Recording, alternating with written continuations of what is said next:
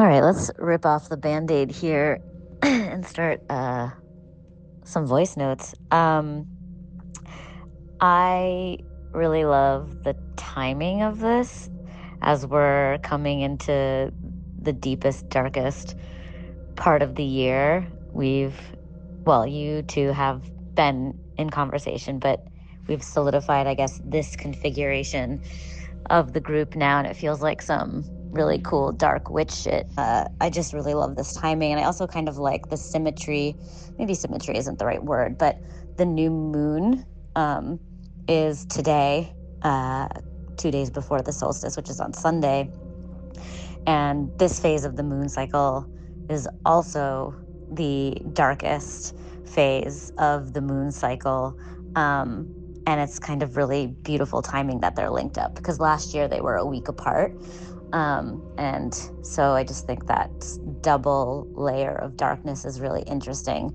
And it feels really relevant to my life in this moment, because I feel like I'm in this really big shedding, and it's happening in like spurts and spits, and it feels kind of herky-jerky, but this week I've actually really felt that turning in energy and slowing down energy, and sort of the momentum that I had earlier in this month and in November really feels gone from me. And it's really easy for me to turn that into something pathological, like, oh, I'm losing my spark, or I'm losing my motivation, and I'm getting depressed. And it's really helpful to pull out and see it and put it in the context of the season and the cycle that we're in. And there is another shedding that I actually have to live through experientially, versus just kind of in an idea. Like I do have to let this last vestige of the part of me that wants to hide behind professionalism in terms of my career. I really have to let that die, but I also have to live through the death versus working my way through it and pushing my way through it. And so when I put it in the context of the cycle we're in, it feels like a depathologizing, and I feel like I can relax and rest. It almost feels like the additional layer of darkness added in by the new moon phase, the darkest phase, is really setting me up to lean into this shedding that is happening for me currently, so that when our new sun cycle starts, which is on the winter solstice this Sunday, when the sun moves in Capricorn, that I can really step into that new cycle a little more clear, or at least more clear on what are my intentions for this new sun cycle that we're in, which the winter solstice launches, because now our days will start getting longer. And so I'm excited to see in the next couple of days what clarifies for me, so that on Sunday, when I decide to plant my new moon and my solstice seeds, really my solstice seeds, that I think they will be buoyed by this darkness and this shedding that is currently happening. So that's it. That's my note for kicking off this party. I also really like how this is being created in the darkness, and we are also showing up in the darkness, in that our names and images aren't going to be a part of this. Like, we're really showing up in this void space. So I also just think that's so dope. And that we launched this on the last new moon of the year, a new moon that's in a crisis degree, a new moon that informs the solstice happening in 2 days. I just think that all this lining up is so beautiful. So I am really enjoying your process, your coming out of the closet process. Uh, it's really interesting to me because you mentioned your shedding and your dissolution. And what I see is that at the same time that you're shedding, uh, the seeds from that tree are falling into a fertile ground, and that fertile ground is always dark. The seeds planted in the earth are dark, and that's why to sprout certain seeds, you have to put them in the dark. And then new life will emerge from this. And what I see is that your process is happening in parallel. Like you're shedding, but at the same time you're planting new seeds. It's almost like you're going through the winter solstice and pre-spring at the same time. And what you're giving birth to is something really, really beautiful, something mature, something like really grounded in a beautiful foundation where you finally accept your mystical, magical self, which I have experienced myself in sessions with you, and really bringing out that tremendous angel you have in yourself and creating something so beautiful.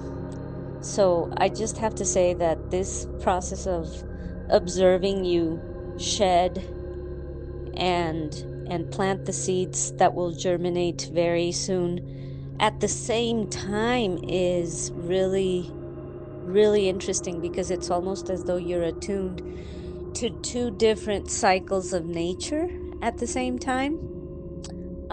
And I think you're really setting up your foundation really well to give birth to something that is going to be marvelous and connected and full of insight and very, very beautiful. And I'm sure your patients are going to benefit from this process right now.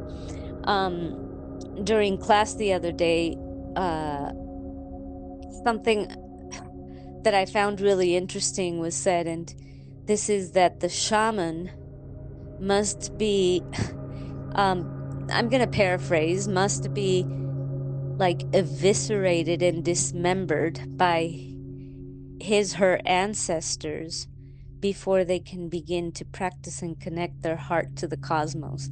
And they actually showed an illustration of this.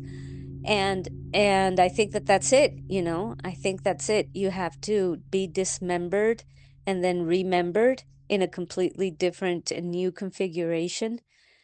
Um that is probably not going to look much like the previous version of you. And I'm speaking now for all of us. Um and I've realized that yes, in fact, our lives, and I think you're going through like a hero's journey of sorts right now. Um but our lives in general are the representation of the myths that are attuned to the cycles of the universe. I've realized that since we started this class, and I think that that's really, really beautiful. So anyway, can't wait to see what comes out of that. Last night I actually couldn't sleep. Um I suffered something that I can't even explain what was happening to me. I went to bed. I had woken up at 5:30 a.m. in the previous morning, so I was kind of tired, and I had read the whole afternoon, so like the typical good way to go to bed. And I couldn't sleep because my whole body was aching. Like I can't even explain what that pain was like. It was literally like my bones were taken out of my body and new bones were being placed in. And it was just horrible, horrible pain what I endured last night. It's never happened to me.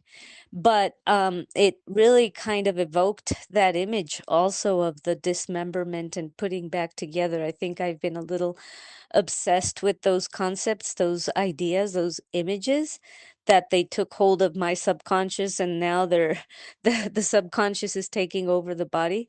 But anyway, I really found that whole process last night really interesting, and nothing helped. I took some pills, and then I took some gummies, some THC gummies, and that didn't help. And I never went to sleep because I was enduring this. I don't know what it was. It really truly felt like some type of surgery was going on in every single bone of my body, including like my ribs. So, so some type of metaphorical dismemberment is going on right now. Thank you for those really beautiful words. It's just so affirming to be in relationship with you and you guys. I love you guys. Um, but I also wanted to say, in regards to your bones experience, um, I feel like I keep repeating myself, but the solstice happens when the sun moves into Capricorn, and Capricorn represents the bones. In medical astrology, it relates to the bones. I think of Capricorn like the bone mother. So I think that's so cool. Like in this process of being dismembered and then put back together, it's so like metaphorically um in tune with the seasonal process. Can't make this shit up. For the last week or so, I have been dreaming of these really tall, lanky, otherworldly creatures. And last night in particular, they were working on a body that looked a little bit more human than them. And I was watching them. They were dismembering this body, pulling its bones out, putting it back together. Perhaps it was you. This morning when I got up, I was deeply called to pull my book, Women Who Run with the Wolves, off my shelf. I have not picked up this book in a very long time, but there was a bookmark in it. And of course, I flipped it open to that particular spot, and this is what it says. The dance of body and soul. Through their bodies, women live very close to the life, death, life, nature. When women are in their right instinctual minds, their ideas and impulses to love, to create, to believe, to desire are born, have their time, fade and die, and are reborn again.